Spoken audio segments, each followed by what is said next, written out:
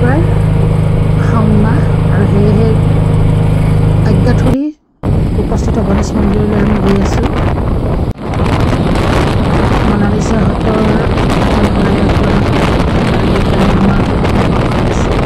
গণেশ মন্দিৰলৈ গৈ আছোঁ। মন্দিৰটো ৰাস্তাৰ কিনাৰতে, এটা শিল বহুত ভাল লাগে। এয়া আমি শৰাই আগবঢ়োৱাৰ কাৰণে আমি ইয়াত যোগাৰ কৰি আছোঁ। ভগৱানৰ ওচৰত আমি এয়া শৰাই আগবঢ়াম। আপোনালোকেও এই গণেশ মন্দিৰত আহিব। একেবাৰে ৰাস্তাৰ কিনাৰতে এয়া গণেশ মন্দিৰ। মানুহ বহুত ভিৰ,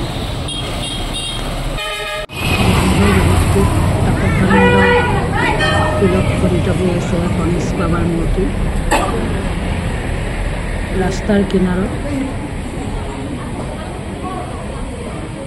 একেবাৰে সহজ।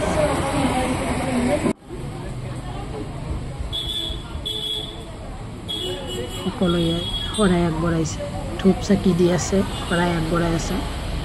মানুহৰ বহুত ভিৰ, এয়া ভক্তৰ ভিৰ। ভক্ত বহুত দূৰ দূৰণিৰ পৰা আহে ইয়ালৈ।